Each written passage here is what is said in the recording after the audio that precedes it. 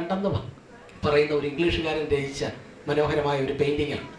അത് ലണ്ടനിലെ saint Paul's കത്തീഡ്രലിൽ അത് ഇപ്പോഴും തൂക്കിയിട്ടുണ്ട്. അതിൻ്റെ പകർപ്പുകളാണ് നമ്മൾ ഒരുപക്ഷെ ക്രിസ്മസ് കാർഡുകളിലോ അല്ലെങ്കിൽ എവിടെയെങ്കിലും ഒക്കെ വെച്ച് കണ്ടിട്ടുള്ളത്.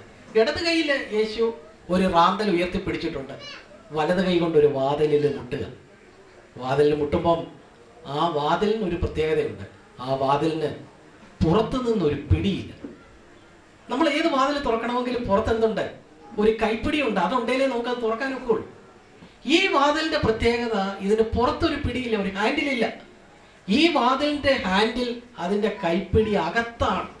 അകത്തു നിന്ന് ആരെങ്കിലും തുറന്നാലേ ഈ വാതിൽ തുറക്കാനായിട്ടൊക്കൂ. ഇല്ലെങ്കിൽ യേശു നിരന്തരം പിന്നെയും മുട്ടിക്കൊണ്ടിരിക്കും.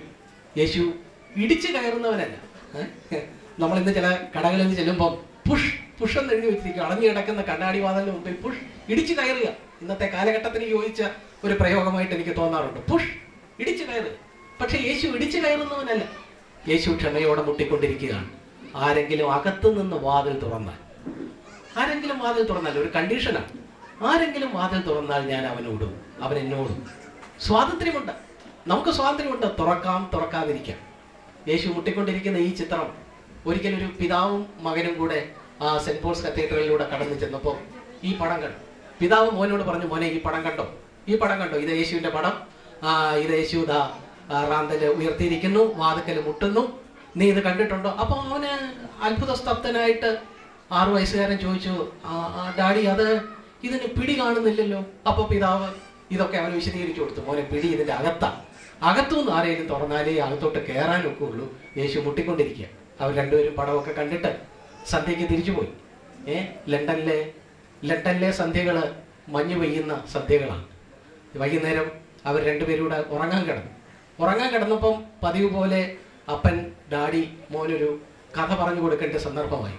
പക്ഷെ കഥ പറയേണ്ട സന്ദർഭത്തിൽ ഈ മകൻ ഉറക്കം പിടിച്ചു തുടങ്ങിയിരുന്ന മകൻ പറഞ്ഞു, ഡാഡി ഞാനൊരു കാര്യം ചോദിക്കട്ടെ. ഡാഡി പറഞ്ഞു, നീ ചോദിച്ചോ, ഇന്ന് കഥയില്ല, നീ ചോദിക്കാനുള്ള ചോദിച്ചു. അവൻ മെല്ലെ ചോദിച്ചു, അവര് യേശുവിനെ അകത്ത് കടത്തിയോ അതോ ഇപ്പോഴും യേശു മഞ്ഞത്ത് അവിടെ നിൽക്കുന്നേ ഉള്ളൂ? കുഞ്ഞു വിചാരിച്ചത് യേശു ഇപ്പോഴും അവിടെ മുട്ടിക്കൊണ്ട് നിൽക്കുക. പുറത്ത് മഞ്ഞ് പെയ്യുന്നുണ്ട്, മരം കൊച്ചുന്ന മഞ്ഞ്, തണുപ്പ്. അതിൽ യേശു പിന്നെയും വെളിയിൽ നിന്ന് മുട്ടിക്കൊണ്ടിരിക്കുക. കേരളക്കരയിലെ പ്രശസ്തമായ രാജൻ കേസിലെ രാജന്റെ അച്ഛൻ എഴുതിയ ആ പുസ്തകം നിങ്ങൾ വായിച്ചിട്ടുണ്ടല്ലോ. എൻ്റെ കുഞ്ഞിനെ എന്തിനാ മഴയത്ത് നിർത്തിയിരിക്കുന്നത് എന്ന ചോദ്യം. എൻ്റെ കുഞ്ഞിനെ നിങ്ങൾ ഇപ്പോഴും മഴയത്ത് നിർത്തിയിരിക്കുകയാണോ?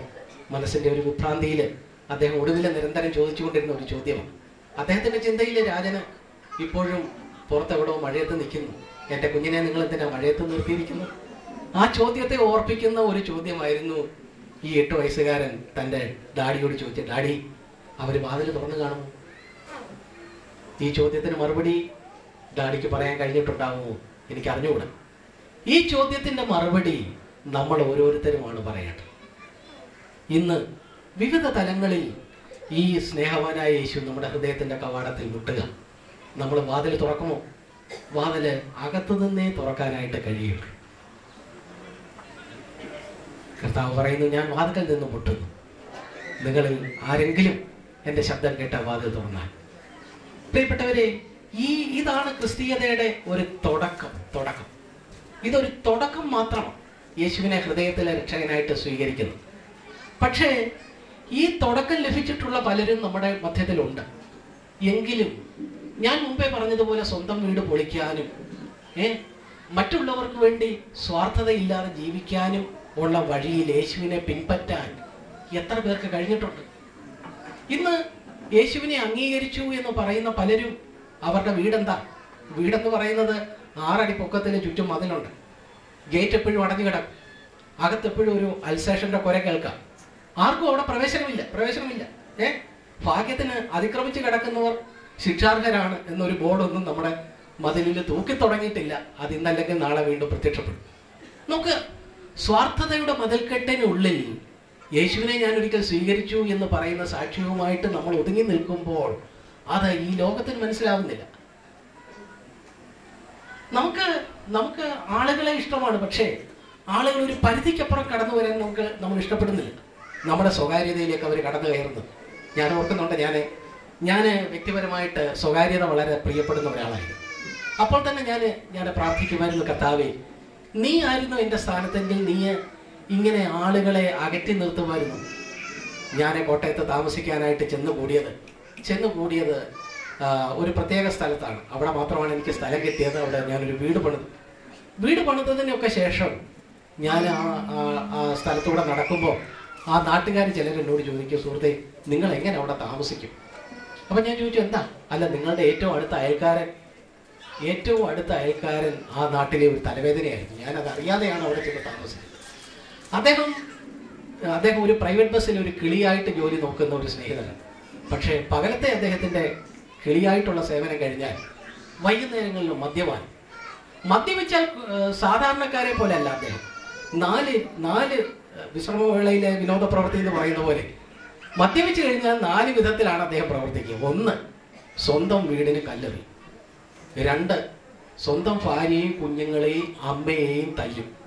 3, സ്വന്തം വീടിന് തീ വെക്കാൻ ശ്രമിക്കും. ഇതുകൊണ്ടും കലി അടങ്ങാതെ അടുത്ത പള്ളിയുടെ സെമിത്തേരിയിൽ അദ്ദേഹത്തിൻ്റെ പിതാവിൻ്റെ കല്ലറയുണ്ട്. 4ാമതായിട്ട് ചെന്ന് അപ്പൻ്റെ കല്ലറ പൊളിക്കാൻ പോകും. ഈ 4 കാര്യങ്ങളിൽ ഏതിലെങ്കിലും ഏർപ്പെടുമ്പോഴത്തേക്ക് നാട്ടുകാരെല്ലാം കൂടി അദ്ദേഹത്തെ പിന്തിരിപ്പിച്ച് ഒരു ദിവസം ഞാൻ ഓർക്കുന്നുണ്ട്, ഒരു രാത്രി 12:30 ഞാൻ ജോലി കഴിഞ്ഞ് മടങ്ങി വരുമ്പോൾ എൻ്റെ വണ്ടിയുടെ വെളിച്ചത്തിൽ ഒരാൾ നിലത്തേക്ക് വീഴാൻ തുടങ്ങി. ഞാൻ ഉടനെ വണ്ടി നിർത്തപ്പോൾ എൻ്റെ ഈ സ്നേഹിതൻ അയൽക്കാരൻ, ഞാനൊരു പുണ്യപ്രവൃത്തി ചെയ്യുന്ന ലാഘവത്തോടെ, വരൂ വണ്ടിയെ കയറൂ എന്നൊക്കെ പറഞ്ഞ് വണ്ടിയിൽ ഇദ്ദേഹത്തെ വിളിച്ച് കയറ്റി അദ്ദേഹത്തെ വീട്ടിൽ കൊണ്ടുവന്ന് രാത്രി 12:30 കൊണ്ടുവന്ന് ഇറക്കി. ഞാനപ്പോൾ രാത്രി ചെന്ന് കിടന്നുറങ്ങുമ്പോൾ ഒരു ചൂടൂടെ ഞാൻ യേശുവിനോട് അടുത്തു. നല്ല അയൽക്കാരനായിട്ട് എനിക്ക് പെരുമാറാൻ പറ്റി. വഴി കിടക്കേണ്ട ഒരാളെ താങ്ങിയെടുത്ത് അയാളുടെ വീട്ടിലെത്തിച്ചു. ഒരു നല്ല പ്രവൃത്തി ചെയ്തു എന്നൊക്കെയുള്ള സന്തോഷത്തോടെ ഞാൻ കിടന്നുറങ്ങി. പിറ്റേന്ന് രാവിലെ ആ വീട്ടിലെ അദ്ദേഹത്തിൻ്റെ അമ്മ പറഞ്ഞു, അവൻ അവിടെ അങ്ങനെ കിടന്നുറങ്ങിയിരുന്നെങ്കിൽ ഞങ്ങൾക്ക് വീട്ടിൽ സമാധാനമായിട്ടൊന്ന് ഉറങ്ങായിരുന്നു. അതിന് പകരം ബ്രദർ എന്താ ചെയ്തത്? ഞാൻ പറഞ്ഞു വന്നത്, ആ വീട് എന്നെ സംബന്ധിച്ചിടത്തോളം എൻ്റെ സ്വാർത്ഥതയെ വലിയ ഒരളവിൽ ഡീല് ചെയ്യാനായിട്ട് കർത്താവ് ആക്കിയിരുന്ന ഒരു സ്ഥലമാണ്. ആ സഹോദരനെ ഒടുവിലെ 13 വർഷം ഞങ്ങൾ ഒന്നിച്ച് അവിടെ താമസിച്ചതിന് ശേഷം മടങ്ങി വരുമ്പോൾ അവർ സ്വന്തക്കാരെ പോലെ ആയിത്തീർന്നു. എന്നെ ആർക്കെങ്കിലും അദ്ദേഹത്തിൽ ഒരു സ്വാധീനം ചെലുത്താൻ കഴിയുമെങ്കിൽ അതെനിക്കായി മാറി. അദ്ദേഹം മദ്യപാനം നിർത്തി പല കാര്യങ്ങൾ പറയാനുണ്ട്. പ്രിയപ്പെട്ടവരെ, നമ്മുടെ സ്വാർത്ഥതയെക്കുറിച്ച് നമ്മൾ ദുഃഖിക്കുകയും, കർത്താവേ, നീ പോയതുപോലെ എനിക്ക് പോകണം എന്നൊരു ആഗ്രഹത്തോടെ നമ്മുടെ ജീവിതത്തെ തുടർന്ന് സമർപ്പിക്കുകയും ചെയ്തുകൊണ്ടിരുന്നാലേ നമുക്ക് യേശു ജീവിച്ചതുപോലെ ജീവിക്കാനായിട്ട് കഴിയുള്ളൂ. ഇല്ലെങ്കിൽ യേശുവിനായിട്ട് ഹൃദയം തുറന്നു കൊടുത്തു, വീണ്ടും ജനനം, ഇങ്ങനെയൊക്കെയുള്ള ചില പദപ്രയോഗങ്ങളുടെ പിന്നിൽ നമ്മൾ നമ്മുടെ സ്വാർത്ഥതയെ ഒളിപ്പിച്ചു വെക്കും. നമ്മുടെ ഈ സ്വാർത്ഥതയുടെ മതിൽ തകരണമെന്നുണ്ടെങ്കിൽ എന്ത് വേണം? ഒരു സ്നേഹത്തിൻ്റെ ബുൾഡോസർ തന്നെ വേണം. എന്നാൽ മാത്രമേ ഈ 6 അടി പൊക്കത്തിൽ നാം നമ്മുടെ സ്വകാര്യതയ്ക്ക് ചുറ്റും, നമ്മുടെ വ്യക്തി ജീവിതത്തിന് ചുറ്റും, നമ്മുടെ വീടിന് ചുറ്റും പടുത്തുയർത്തിയിരിക്കുന്ന ഈ സ്വാർത്ഥതയുടെ മതിൽ പൊളിയണമെന്നുണ്ടെങ്കിൽ യേശുവിൻ്റെ സ്നേഹത്തിൻ്റെ ബുൾഡോസർ വന്നാലേ കഴിയുള്ളൂ. ഞാൻ എൻ്റെ വാക്കുകളെ അവസാനിപ്പിക്കുകയാണ്. നമുക്കൊരു നിമിഷം ദൈവസന്നിധിയിൽ എഴുന്നേറ്റ് നിൽക്കാമോ? എല്ലാവരും പ്ലീസ്.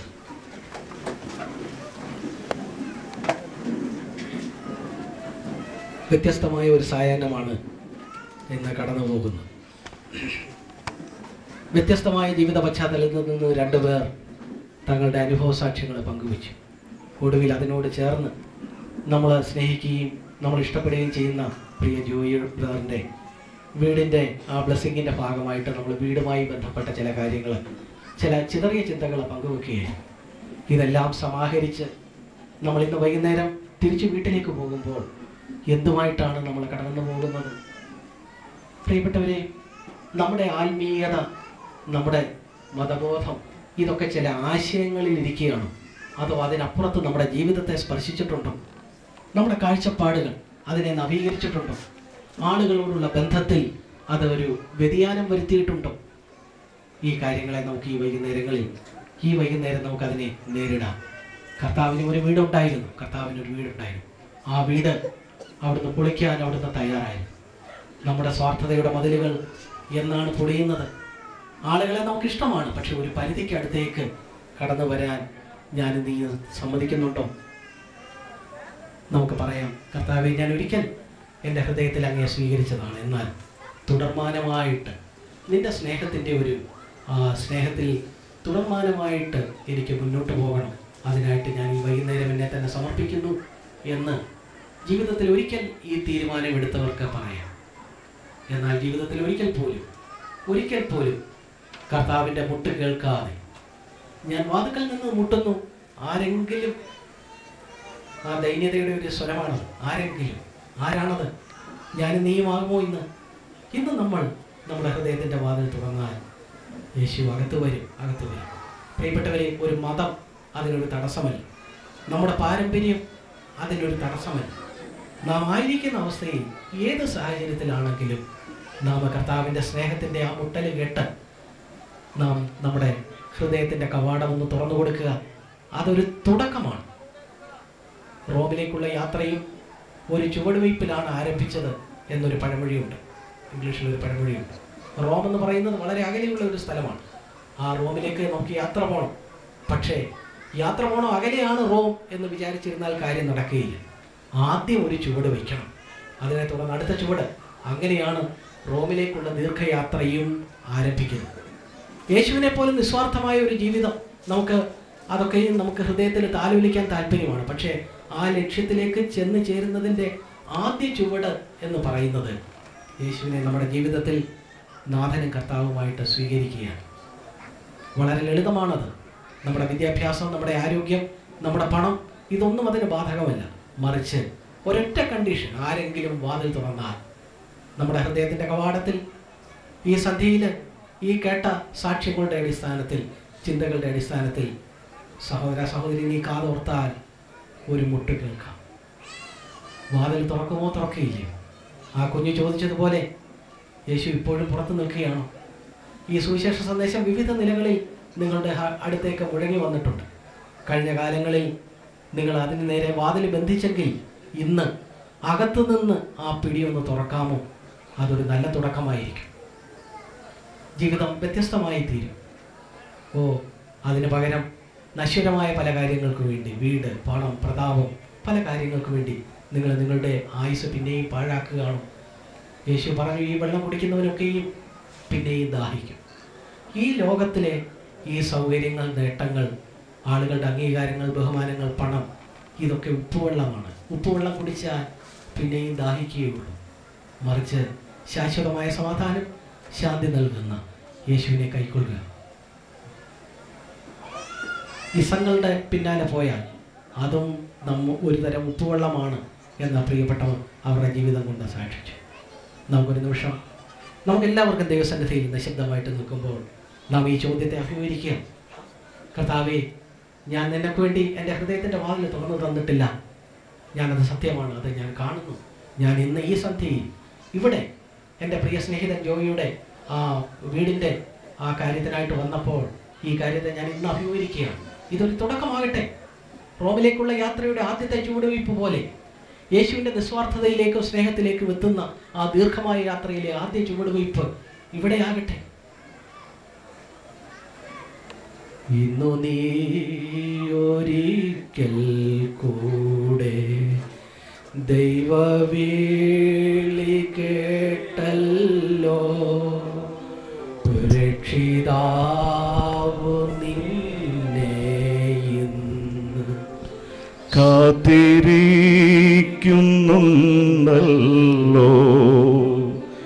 ഇന്നു തന്നെ യേശു നിന്നെ രക്ഷിപ്പാനായി കാക്കുന്നു. ഭയം വേണ്ട, ശങ്കിക്കേണ്ട, വാവങ്കൽ നീ ഇന്ന് എത്ര നാൾ വൃഥാവായി ഓടി മനുഷ്യ നിൻ ജീവിതം ലോകത്തിൻ്റെ ഇമ്പം തേടി കഴിച്ചു നീവീതം. ഇന്നു തന്നെ യേശു നിന്നെ രക്ഷിപ്പാനായി കാക്കുന്നു. ഭയം വേണ്ട